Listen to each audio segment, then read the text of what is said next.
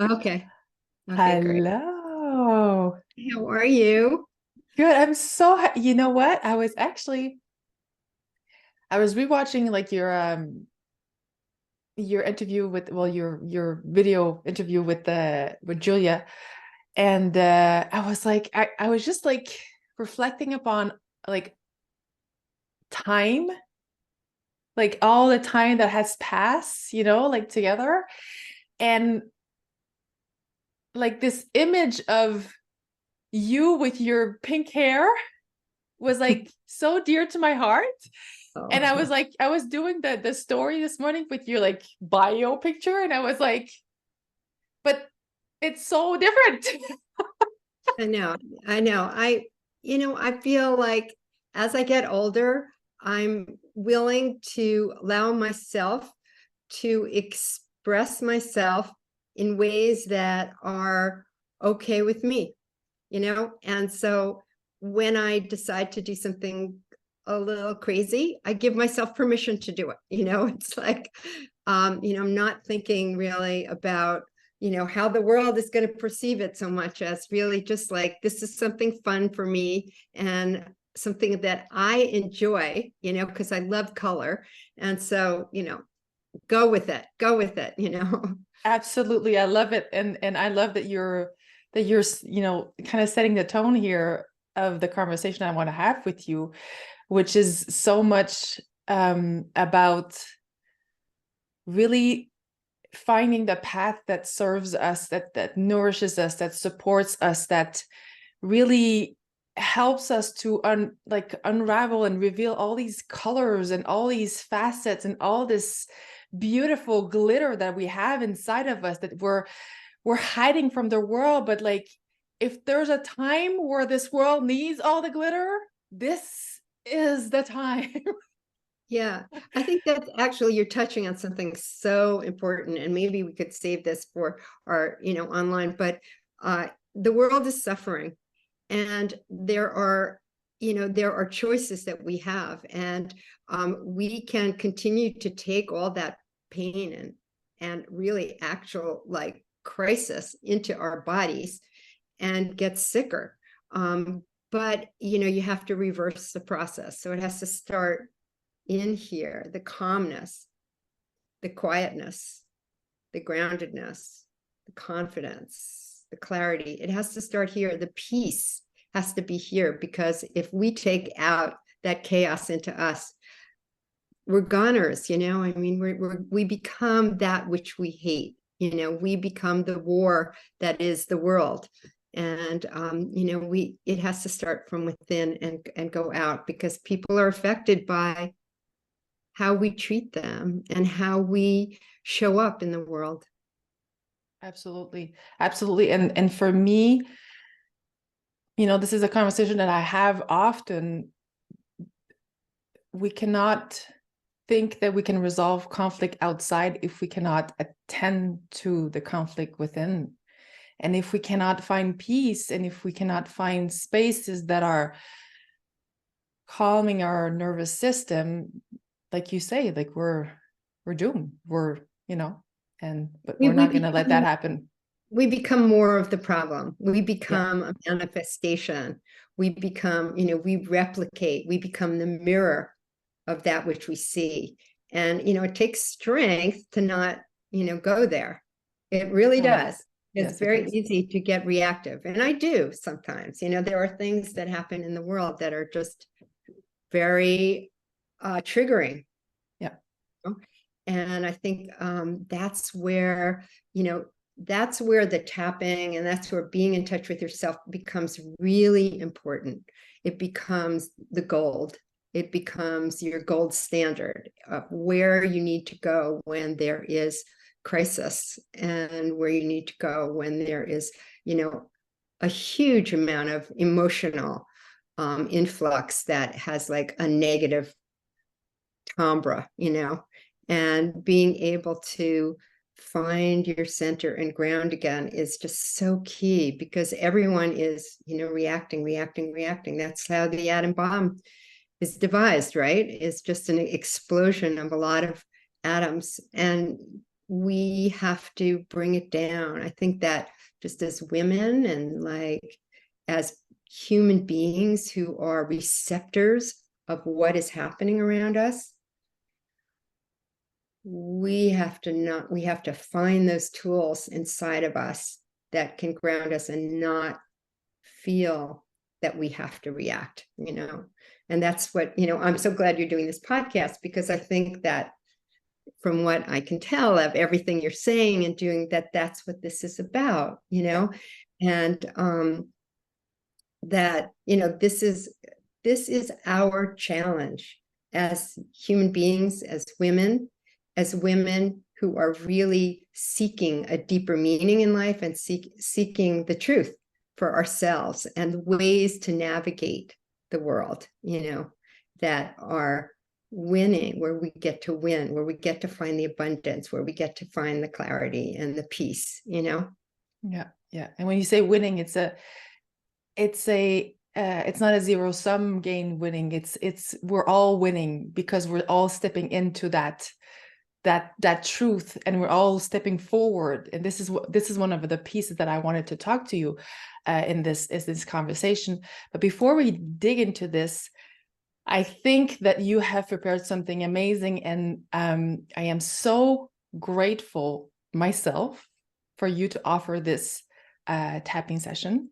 And for the listeners, I will put this as a separate file that you can actually go in the show notes, and you're going to be able to access and download. I think I'm going to downloadable the audio and have access to the video on YouTube. I'm going to work on this, but for the listeners, go on the show notes, and you're going to be able to, for lack of a better word, tap into that tapping session. Yeah. Oh, that's great. That's great, because I have recorded different tapping sessions, and that is the thing about tapping, right? It's not a pill. It's not a one-time fix. It's a behavioral pattern. So it's something that we have to practice. It's a practice like meditation is a practice. It's a practice like reminding yourself to do calming, grounding things. It's a practice that means that every day when we wake up, we're different. And our minds and our brains can go crazy and go into places that we may or may not want to go. So it's good to have these tools that we can refer back to that will remind us again of that place of peace. Because, we can't fix ourselves in one tapping. And I will definitely say that to your audience. Things come up again, and that, voice will come up again.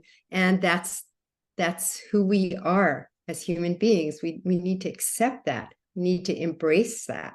That's not going to change. No, it's not going to change. I love that you're, and I want you to explain tapping, emotional freedom tapping, what it is. But what I find interesting is that it's not a quick fix, right? And it's also I actually think of those tools like flossing for the soul. It's things that you do to stay centered, stay grounded, but also to prevent some sort of unraveling. For me, it's kind of it's really the best images that I can give people is it's like flossing for the soul, just like we're doing eccentrics, because it's flossing for the bodies, for a fascia, for or joint, it's the same kind of upkeep of our being in the place that we want to continue to grow. So it's not the destination, it's on the path. It's the journey. On the path. It's the journey. Exactly. Yeah. So explain to the listener, what is tapping?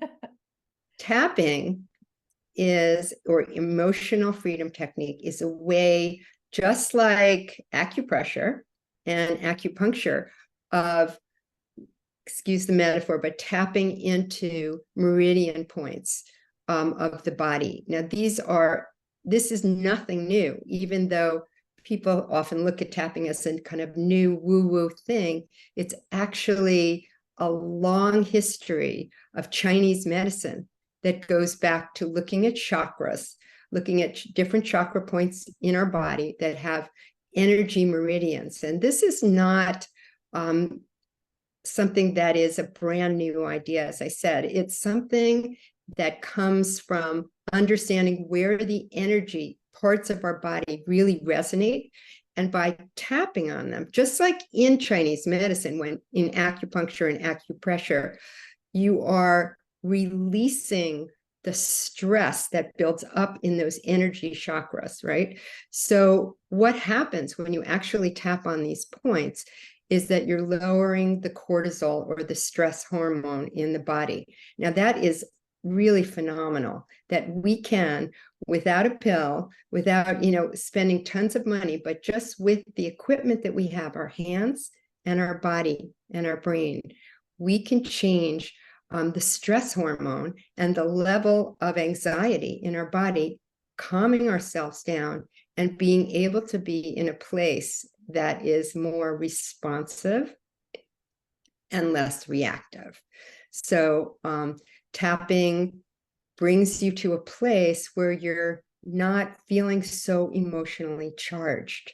You're able to breathe and come from a place that's probably more true to who you really are.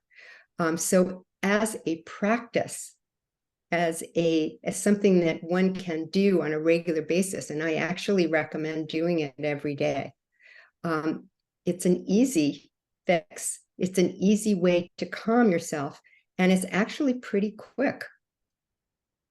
So I think since I've been doing it, I've learned so much to come back into myself, to come back to a voice of clarity, particularly when we get really upset, particularly when we get really anxious, particularly when we get really angry, particularly when we get really angry at ourselves or depressed, and blame it on ourselves. And I think what tapping can do, among the many, many things that it can offer you, is it can bring you to a place of clarity, so that you're not, and particularly with today's topic, blaming yourself for things that are just the way things are, and understanding how to accept that, and that it's okay that I love it. That we're having these feelings. I love that you also used the word responsive instead of reactive. There's really a difference, and a big difference between the two, because both of them are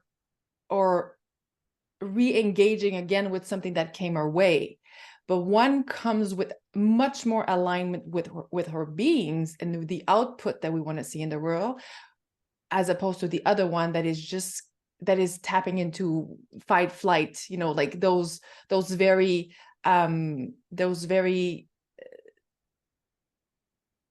places where we just look at things that escalate all the time. So I love this.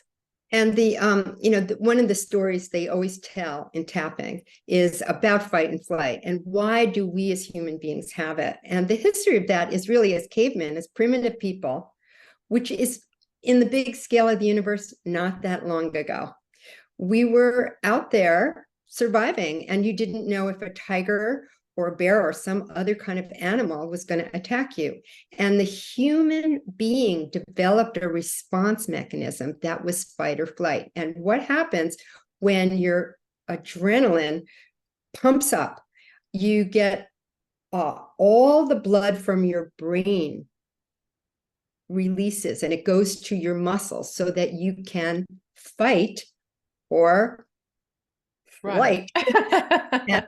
That came from, sort of being primitive culture, where your life was always a survival issue. You didn't know what was behind that bush.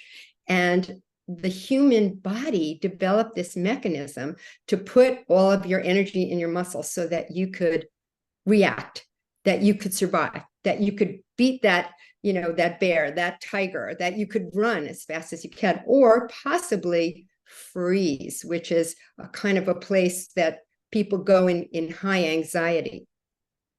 We have kept that mechanism of fight, flight, or freeze in our bodies since primitive times. And that is what we have sort of inherited as modern human beings. So we actually have an ancient system that is in our modern bodies. And tapping is a way to change that chemistry.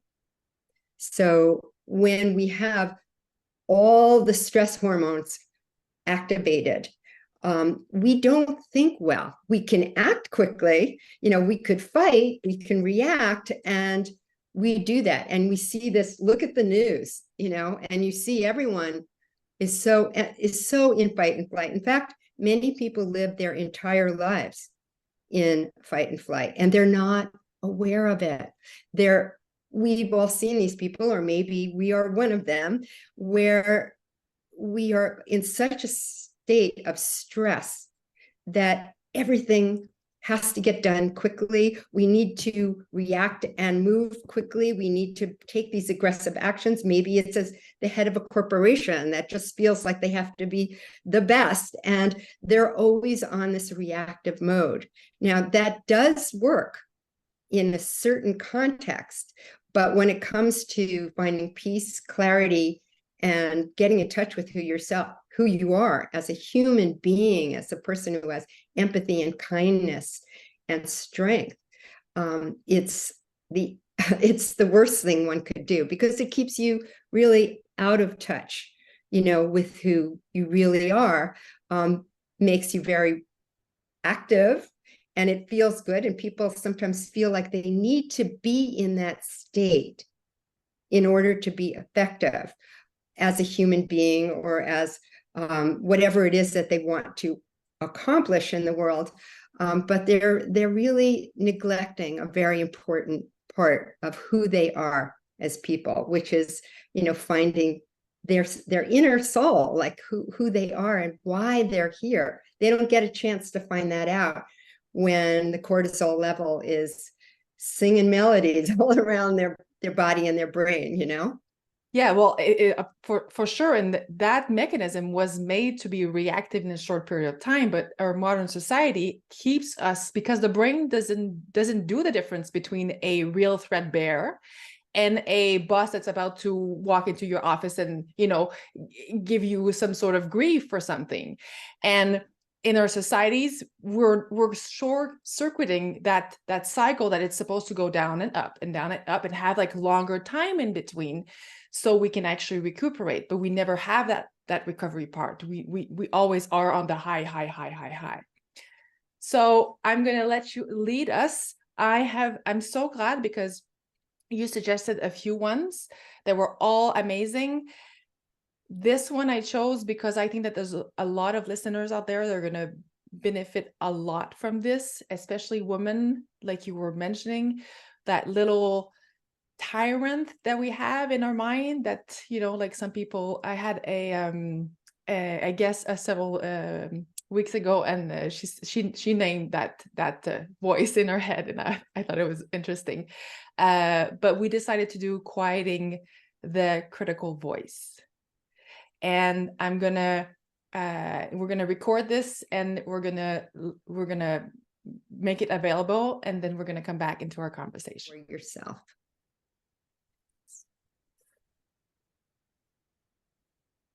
Thank you, Diane. Yeah, thank you. One thing I love about tapping is it's exactly that. It's exactly the fact that we're saying, okay, I'm giving you your 15 seconds of what you have to say, but I'm in the driver's seat. The critical voice is doing its job, and we tend to forget that. We tend to forget that it's there, it's doing its job to keep us safe. And then we can actually say to that voice, oh, okay, I hear you. Thank you. But I'm in the driver's seat. So listeners, you're in the driver's seat. That is so important, Maria. I can't stress that what you just said is almost the essence of it. The brain, as we've come to understand, has a negative bias, and it's not to hurt us, but as you say, it's actually trying to protect us. It's trying to keep us safe for all kinds of, as I said, primitive early caveman reasons. The point is that as modern human beings, as modern women, we also have the capacity to remove ourselves, to take that one step back and see it as a critical voice, not as who we are. That is not who we are. We are not the I'm not good enough. We're not that. And we need to be able to accept that voice and understand. One thing I do want to say is that when we start saying, bad voice, you're bad, we actually create more tension. So it's very important that when those voices come up, you do accept it. Thank you. Thank you for contributing and trying to keep me safe. And that's important because you want your brain to come along as an ally, right? So we're actually treating our brain with respect. Thank you. Thank you for contributing. And I'm choosing a different path, and come along with me. I'm not going to throw you out the window. We don't want to get rid of our brains or our thinking. We want to embrace it so that we take it along, but we're wise enough and discerning enough to understand there's a deeper voice, one of love and compassion and self-love, that's going to drive us to much greater happiness than when we start listening to the negative voices that come up. And they will come up again, Of course, they're doing their job. They're just there to do their job. And that's one of the things that I really love about tapping. It's really that piece that is that we need to understand, and that we need to move with, really. And it's not just a critical voice, huh? Pain too has a very important, way of guiding us back to where we're supposed to be. And we're gonna go into this, but I love you as a human being and as a light, since you put in that eccentrics group, hey, looking for study buddies, who's interested. And you have this sense of bringing people together and really making it so they find that inner light, and they tap into those talents that we all have that are all very unique, and to navigate everything else, all the noise that comes in. And I have a feeling that it's because you've had to navigate this. Like when we're talking about anxiety, you and I, so for the listeners, Diane and I met because we're both eccentric instructors, and we were both level 2 eccentric instructors in 2020, and we wanted to move to the level 3. There's 4 levels in the certification. And Diane came into a group. We have a Facebook group, and she said, "I'm looking for study buddies. Who's interested?" And basically 5 of us showed up together, and then we had Marlene that joined afterwards, not so long after, and we started to study. So the goal of that space was for women from all background walks of life, yeah, and because 2 of us were in Montreal, 2 in Toronto, and 2 in New York area, New York State. And we came together in this space, wanted to be, study buddies. And it actually, it became a womanship. It became a friendship that stemmed from women coming together and supporting each other and loving each other for who we really are, in the thick and the thin. And we started this journey, and then we finished at level 3, and then we went into the level 4. So this journey it took us 2.5 years, something like that. We still Yeah. drop each other a lot of messages in our chat, but like every week or every 2 weeks we were meeting, and we went through so many things, so much more beyond studying for levels of eccentrics. And I remember when I came into the group, you and I have very big personalities. We have very strong personalities. And it was interesting because I think, well, on my part, you tell me if you felt this, but on my part, you were a mirror to a lot of the things that I wanted to course correct in the way that I was engaging with others. And my critical voice is actually, I had to really talk to it. And I come from a lot of anxiety. And I think that you have that too, coming from anxiety. And I want to know how, because I came through movement because of the fact that it was helping me move that energy out of my body. Everything that was we're two logical people, we're very much into our head. And movement in itself, since I'm a little girl, I was using movement to actually go and move that kind of stuck energy outside of my body. And you made a career out of dance. At the end of the podcast, I'm gonna read your bio, but I want people to know you and to love you before I put labels on you. And and I want you to speak to that. How did movement come, like in general, come into your life? Yeah, I mean, ever since I was a baby, I just always said I was going to be a dancer. Actually, at one point, in my mind, as like a little girl, I remember this. I had like 4 squares, and it was a dancer, a teacher, or no, it was 3 squares, a dancer, a teacher, and I saw a third as a nurse. Now, and that was like, as a little child, what I thought I was going to do. I already knew that I had these like different pathways, but I saw it as one thing. The nurse turns out to be the healer.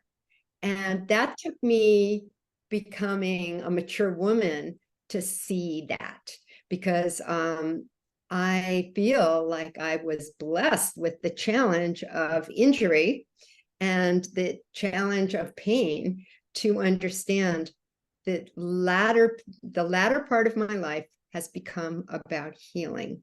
So the first part of my life, just to really answer your question, was all about dance. And I have been a professional dancer. I've been a professional choreographer. I had my own dance company that toured all over the eastern coast of the United States. And then I had a child, and I started an organization, a nonprofit organization that served young people through dance, so that they couldn't afford a dance class, they could come to Dance Wave and take classes, and that organization grew.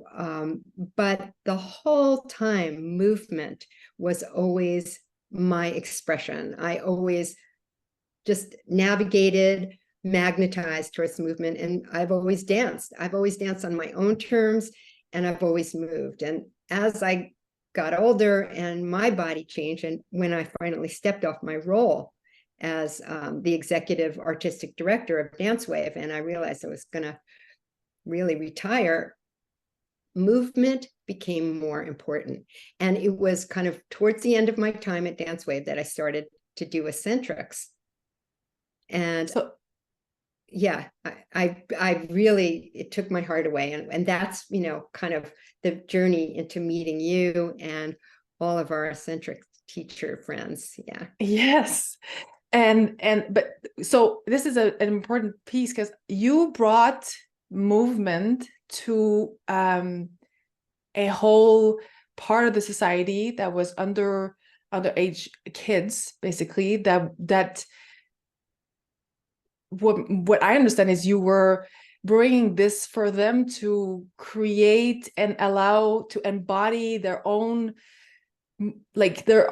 emotion in motion, basically, and to allow them to really use, sometimes the darkness and whatever is happening around us to create something that is bigger, to connect with something bigger, to it's that's what I actually understand from what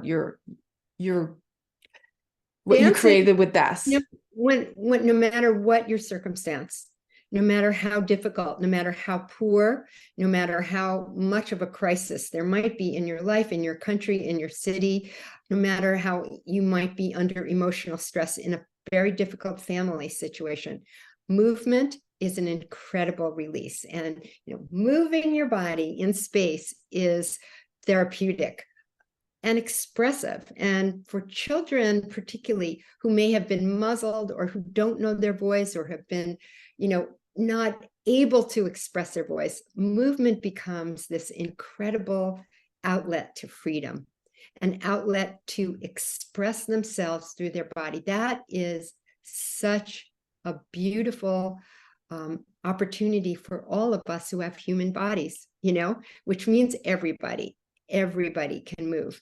And I think that I found that out at a really young age. And I just found, because I too, as a child, was very shy. Believe it or not, I was very shy.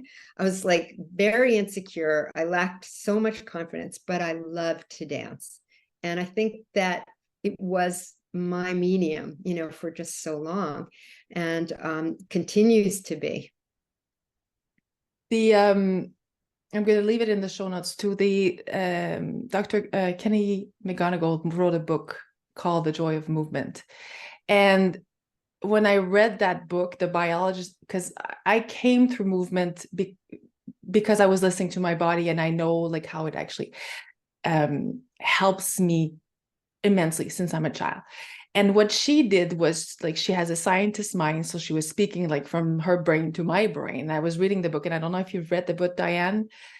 And there are, just like you were talking about the critical voice that has his job.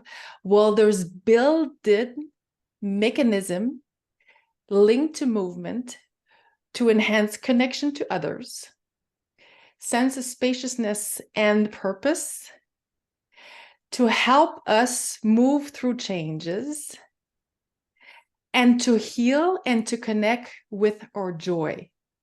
And I'm telling you, when I was reading that book, I was like, she put in writing all the science that I have accumulated, like bits and pieces here and there, in one book. And she writes and she goes through testimonials that are, and you probably will see all the testimonials that you've had through the years with all these kids. There's science behind movement. Just it is a building mechanism. We're built, driven by movement. So let's move, right? Yeah. As opposed to sitting in front of our computers all day, right? Yes, which is, where society is going. But, I also, in addition to teaching eccentrics, I've also started to teach creative movement for seniors, right? So these are people who actually, many of them couldn't even be in an exercise class. Their bodies are not able to do that. They can move, though, any way they want. And I've learned a lot by teaching them that when the body moves in expressive, creative, new ways, there is a sense of freedom that happens inside of you. And that freedom is empowering. The act of moving is an act of empowerment.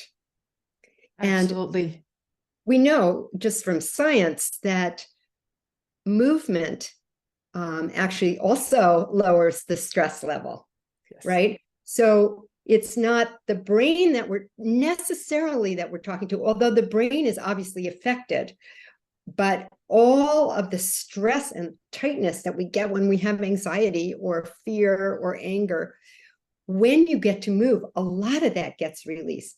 And if you're moving, and with these particular seniors, if you're moving in creative ways, that is like no one telling you, you have to move this way, you have to look this way, you have to do it perfectly, but it's the way you feel like moving, and you have the permission to do it, you gain an incredible sense of power and freedom and joy.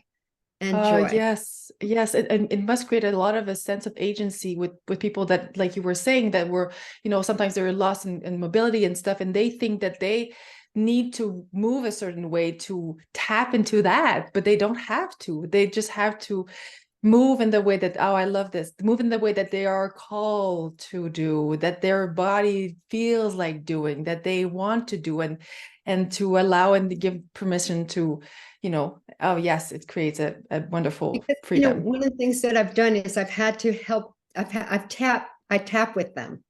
And we talk about, because when you're older, you feel invisible. When you're older, you feel like no one wants to hear your voice. When you're older, you feel like you're not heard, that you're not important. And the first thing that I try to do with them is to talk about empowerment, that who they are makes a difference in the world, and that it's okay any way they want to move. Like, it's great that they're moving, and that's so cool that they still can, and to give themselves permission to move any way they want. And I think that's just important for all of us, is to understand that movement, look, we love eccentrics and we know how incredible it is and healing, but it may not be for everybody, or maybe they can't do it, but that doesn't mean they can't move. And I just, invite everyone to explore movement on their terms, because there is freedom there, there is joy there, and there's like liberation of who they are, giving themselves that permission. And it just feels really good. It's just as good as tapping. Well, it's different paths, that you can navigate. Now, you and I have had, speaking of paths and now we've been moving with movement our entire life. And then suddenly movement is not the gateway that we can let energy flow out.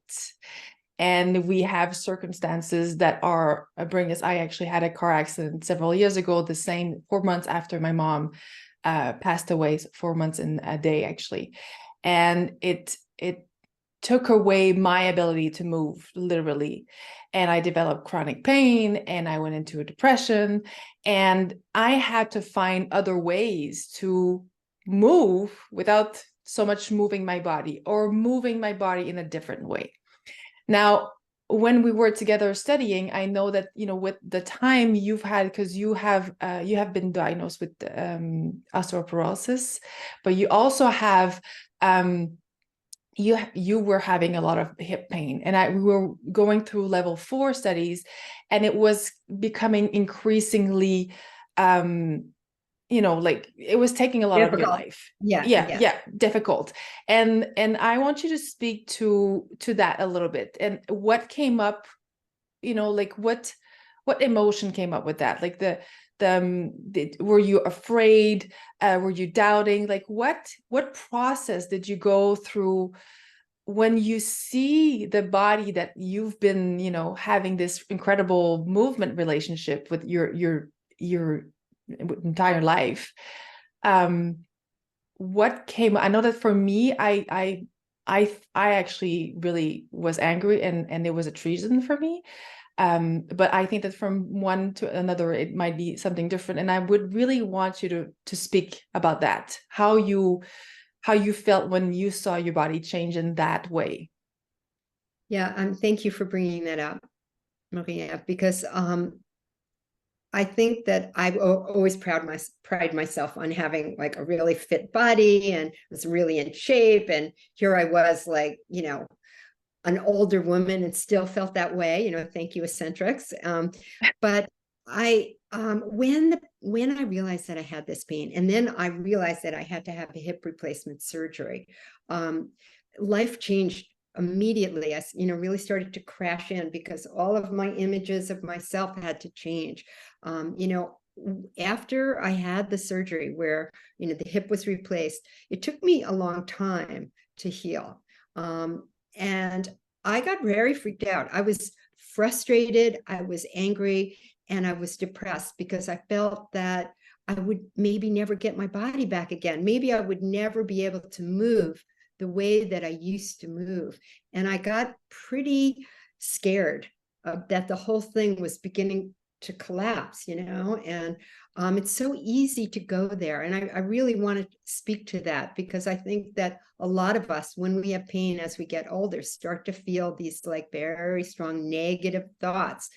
And what I can look at now on the other side of this healing journey was that I actually am grateful for this challenge, this opportunity to be a researcher, researching in what does it take for me to heal? What does healing in a holistic sense, what does that mean for me? And I want to say to everyone that healing, no matter what your pain, is going to be individual, because we are individuals. We have different likes and dislikes and different modalities that we might need to magnetize towards. But I discovered through this process that, as much as eccentrics was helping me, and it does help, it did such an incredible job in beginning to stretch the fascia, beginning to release tight skin all around the surgery, all around the incision where my hip was replaced. That whole area, the fascia had just really tightened.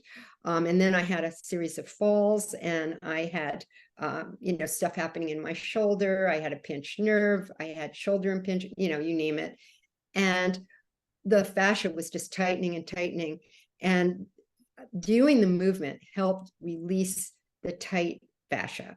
And that was really important. But I realized that there was other components that were missing, that I still had those negative thoughts, that I still had a lot of critical thinking, and, was still feeling, depressed, that I just wasn't going to be able to get back to where I was.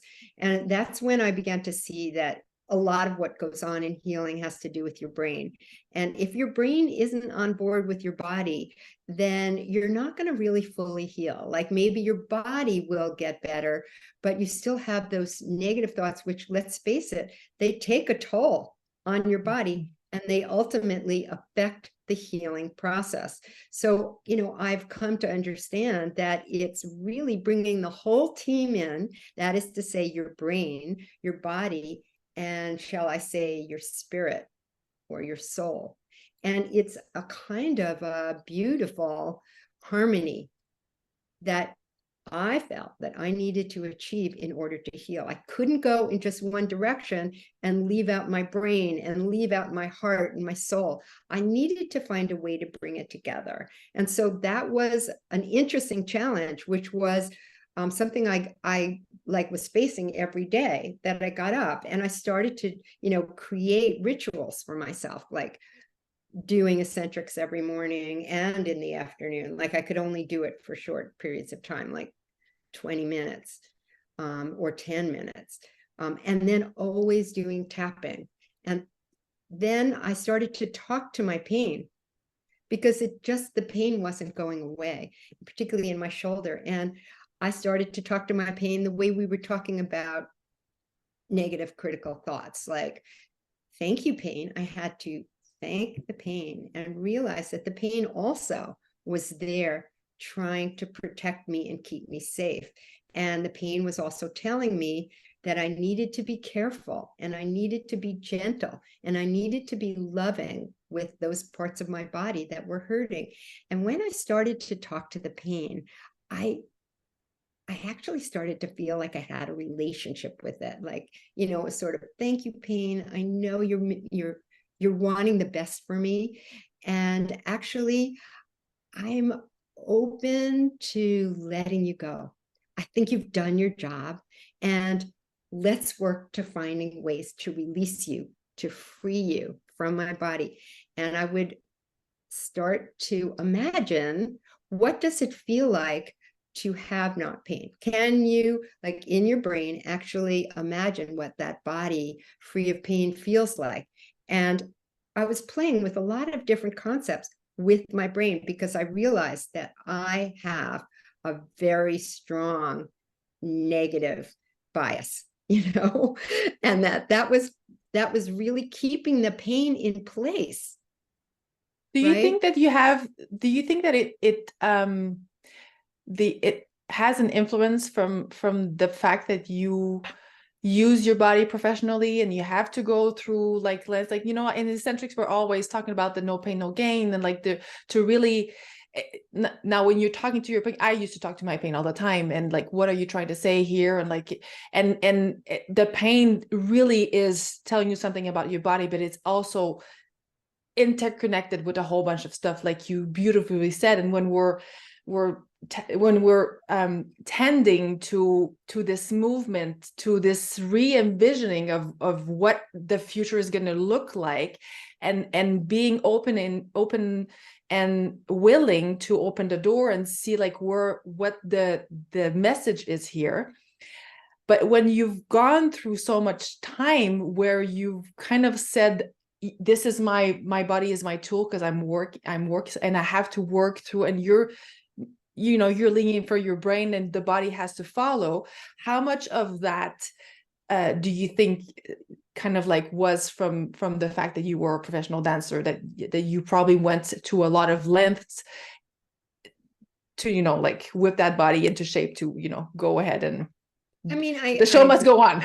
Yeah, no, I agree with you. I think that was a big driving influence, but, I'm grateful for that. I do think, though, that there is a tendency, let's say among people who maybe are non-movers or people who are more sedentary, when they get the pain, there's an acceptance of it, where it's like, oh, this is my life, oh, my back is always going to hurt me.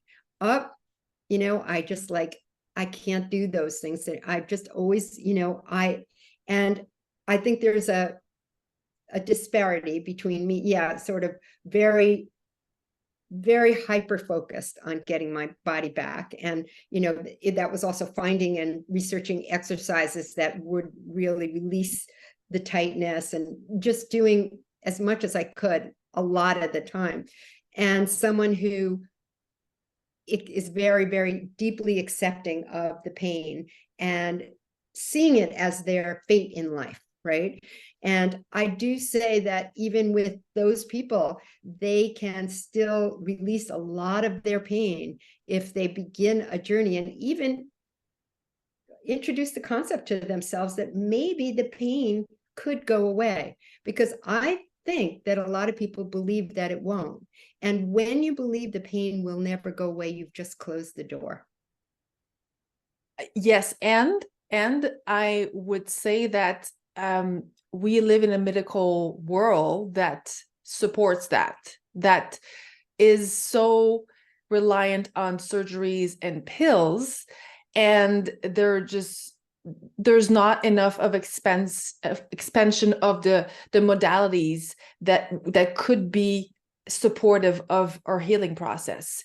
And I always feel like for women particularly, where we've been conditioned since we're very little, that like the pain of the menstruation, for example, well, that's just the way it is, you have to go through it. And we've been conditioning to accept a level of pain that never had to be accepted at all. And I think that we really need to talk about this, because we lose faith in the fact that our lives could look different, because we've been told that, well, that's the way it is. Yeah. And look, the pain is a gift, because it is trying to let you know, hey, this needs attention. So we have to thank it. We have to be grateful for it. And I'm not saying that it has to be pushed out of our lives, but you can work with that. And we have the power, we have the means. And in the process of working with your pain, you're going to discover some really good things about yourself. And I think that's the clue. I think that's the tack that I want to advocate for, is that pain is not a permanent state. Pain is a message, an important message that we need to listen to and be grateful for. And that pain is the beginning of opening a door into discovery of your journey, of how can I heal? How can I be kinder to myself? I believe that my whole thing started way back when I was still working at Dance Wave. I was getting hip pain then. And that pain, I realized, was telling me you're working too hard. And it took me a really like stupidly long time to understand that sitting at my desk as an administrator for so many years, my hip said, this is not okay with me, Diane, and so I'm grateful that that pain came along, because it really was showing me that sitting there for hours upon end, and I was just, a very overworked administrator working 24/7 so much of the time. It gave me a gift, which was a realization that I had been working way too hard. And I think that it opened up the door to a journey, which is still going on. I mean, I think that our bodies are always changing and new pains come. And I think what I think we want to do is to start having a relationship with our being, our brain, our heart, our soul, and our bodies. Mm-hmm. And listening and being responsive. And your body is different every day. Your brain is different every day. So it's an ongoing practice, but it's one that will yield self-love. It is one that will yield a care and compassion for yourself, because you're listening and communicating with these different pain or different feelings that keep coming up, and you're in a dynamic with them. And by having that dynamic, those conversations, those tappings, those movement sessions, those eccentric classes, you're working the field. You're working that relationship that keeps you energized and whole, that keeps you as a human being in touch with all these different aspects of ourselves, right? And to acknowledge that we have different aspects of ourselves. The brain is not doing what the body does, and the body is not necessarily doing what the brain does.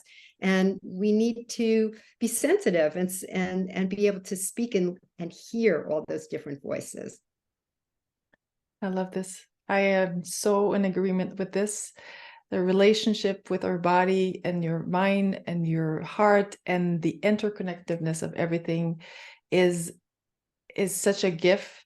And when we start to move through that and to understand and to have conversations and deeper relationship within, it changes the way that we are in life and what happens afterwards.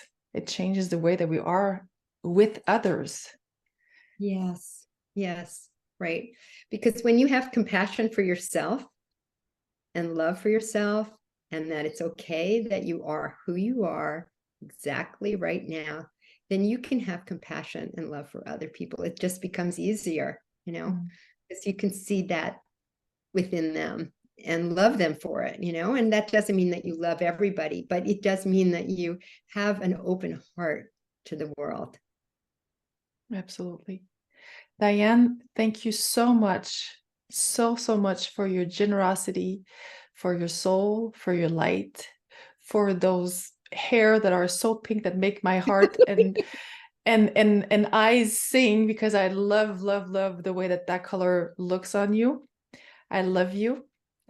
And I'm looking forward to doing more of this in other spaces with you.